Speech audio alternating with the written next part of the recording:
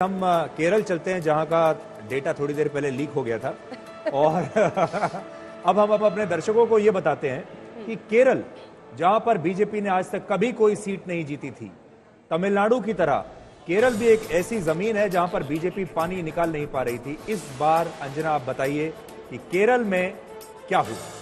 सबसे पहले हम शुरुआत करेंगे केरल में वोट परसेंटेज के साथ कि क्या भारतीय जनता पार्टी पिछली बार के अपने वोट परसेंटेज को बढ़ा पाएगी।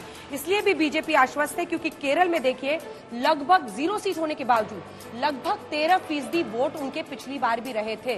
तो सबसे पहले आइए इस मशीन पर हम आपको दिखा देते हैं एनडीए का वोट परसेंटेज क्या रहने वाला है। पिछली बार था 13% और 13% होने के बाद इस बार 27%। यानी मिस्टर गुप्ता आप ये कह रहे हैं कि 7 और 7 14% का इजाफा। नहीं, यहाँ पे भी एनडीए जो है बीडीजेएस जो कि वहाँ की लोकल पार्टी है, उसने 6 सीटों पे चुनाव लड़ा और 21 सीटों पे 13 हाँ, तो उन्होंने जो है बीजेपी को करीब 21% वोट शेयर और 6% बीडीजेएस को मिलता दिख रहा है। 21 मतलब बीजेपी में इजाफा है 8%। हाँ, 13 से 21 और 2 से 6 बीडीजेएस।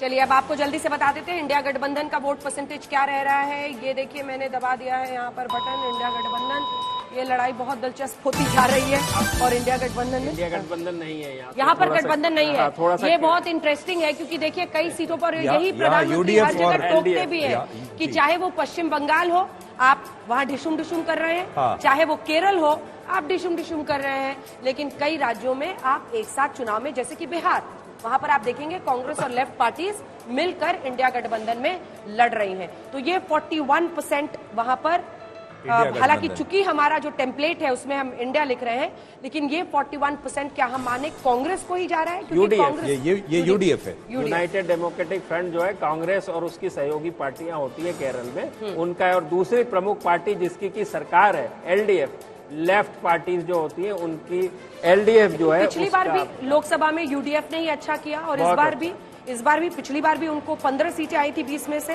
नहीं, 20 में से 19 सीटें। 19 वहाँ 15 कांग्रेस को सिर्फ कांग्रेस को 15 और उसके अलावा जो अन्य पार्टियां उनके साथ हैं उनको आई थी कुल मिलाकर 19 सीट। देख लेते हैं जल्दी से।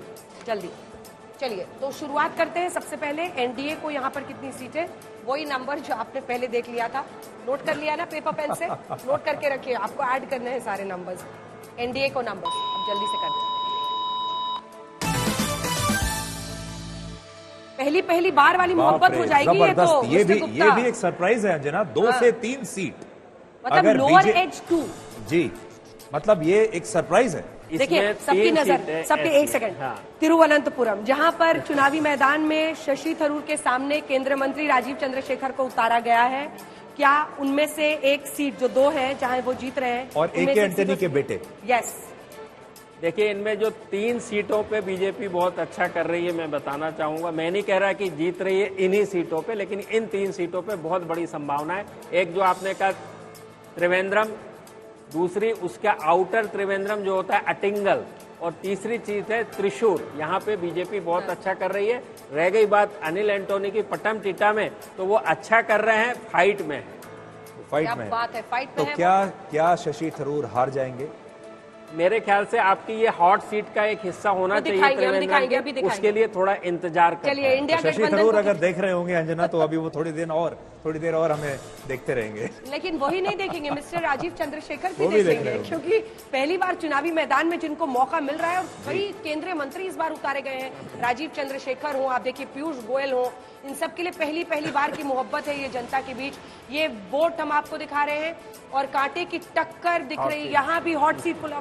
गुप्ता जी ये बात ठीक नहीं है, सब जगह आप कांटे की टक्कर करेंगे। इसीलिए तो उसको हॉट सीट कहते हैं। यदि वो एक तरफा चीज हो तो आप जरा मजा नहीं आएगा, लेकिन मैं आपके दर्शकों को बता दूं, खूब मजा, उनकी सांसें फूल रही होंगी त्रिवेंद्रम में, बैठे होंगे दोनों। मैं बता दूं त्रिवेंद्रम में हमेशा से त्रिकोणीय मुकाबला होता रहा है, यूडीएफ, एलडीएफ और बीजेपी को भी 31% वोट पिछली बार भी मिले थे 19 के चुनाव में, और जो 3 इस बार जो है ऐसा लग रहा है थोड़ी सी जो हवा जो है बीजेपी के फेवर में है। तो ये कूल हवा है। ये इस हॉट सीट पर ये कूल हवा है, ये कूल हवा है। और ये कह सकते हैं कि यहाँ पर लोकप्रियता जो है बीजेपी की कांग्रेस से थोड़ी सी ज्यादा है। राजीव चंद्रशेखर के लिए आज की रात बहुत आराम से बीतेगी, कम से कम उनको एक एज दिखाएगा, क्योंकि शशि थरूर लगातार वहां से जीत रहे। पिछली बार शशि थरूर ही जीते थे, और शशि थरूर ने अपनी कंस्टिट्यूएंसी में अपनी एक पहचान इसी के जरिए बना ली। हमने आपको इंडिया गठबंधन के नंबर्स नहीं बताए, वो जल्दी से यहाँ के दिखा देते हैं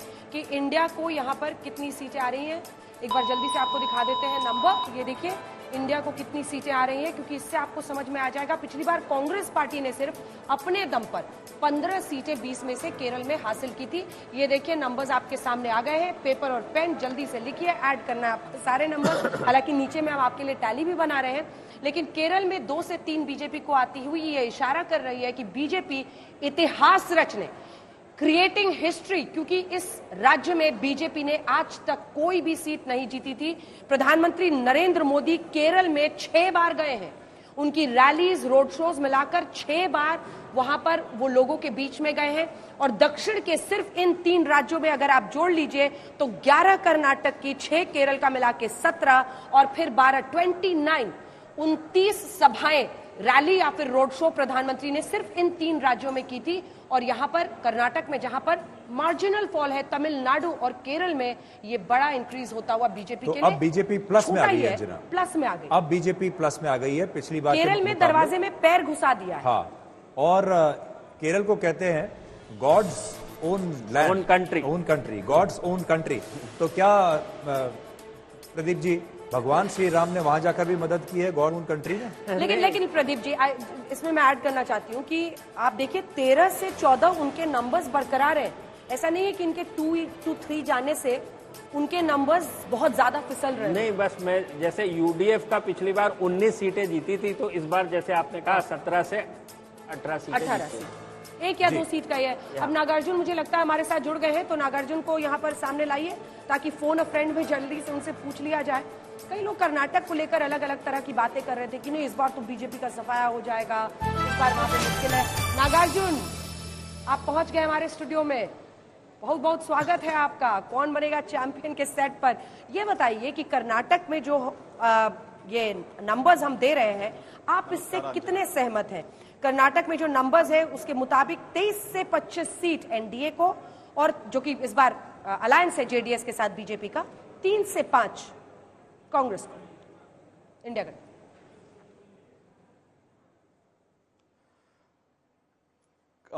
कर्नाटक जो एक राज्य है जो असेंबली और लोकसभा में काफी अंतर में वोट करते हैं। जैसे कर्नाटक कांग्रेस सरकार आई 2023 में, मोस्ट प्रोबेबली जैसे आप हमारा एग्जिट पोल, वो नंबर सही है, बट वो नंबर्स जो है कांग्रेस का 3 to 5 है, शायद 1-2 ऐड भी हो सकता है, क्योंकि लॉट ऑफ क्रिटिकल सीट्स जो है विमेन वोटर्स का एक शायद एक्स फैक्टर रहेगा। गारंटीज जो है लास्ट घर तक भी पहुंचा है। मुझे ये ख्याल है कि that might be the x factor, जो एक्स फैक्टर है guarantee. So 5 guarantees, 2000 rupees for women, free बस, फ्री इलेक्ट्रिसिटी, ये शायद फीमेल वोटर्स को बहुत सी तरफ से इन्फ्लुएंस किया हुआ है।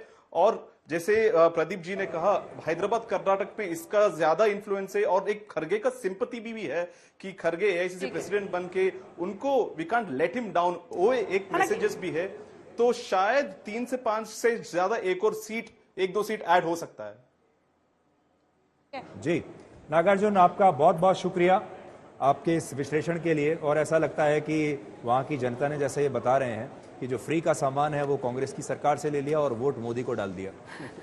हालांकि मैं सुधीर ये मानती हूँ कि फीमेल वोटर्स को बहुत सिंप्लीफाई, ओवर सिंप्लीफाई कर देते हैं आजकल एक्सपर्ट्स, जब वो कहते हैं कि वो सिर्फ 2000 रुपए या एक फ्री राइड के लिए अपना वोट डाल देती हैं। कई बार वो ये चुनती हैं कि उनके लिए राज्य में कौन बेहतर है और कौन उनके लिए देश में बेहतर है। मैं हाल के दिनों में बहुत सारे ऐसे आर्टिकल्स भी पढ़ रही हूँ जिसमें ओवर सिंप्लीफाई करके विमेन वोटर के लिए कह दिया जाता है कि रेवड़ी देखकर वो उधर चली गई, लेकिन फीमेल वोटर अपने दिमाग से, अपने विवेक का इस्तेमाल करके वोट कर रही है। अंजना, ये बात बोली जानी चाहिए।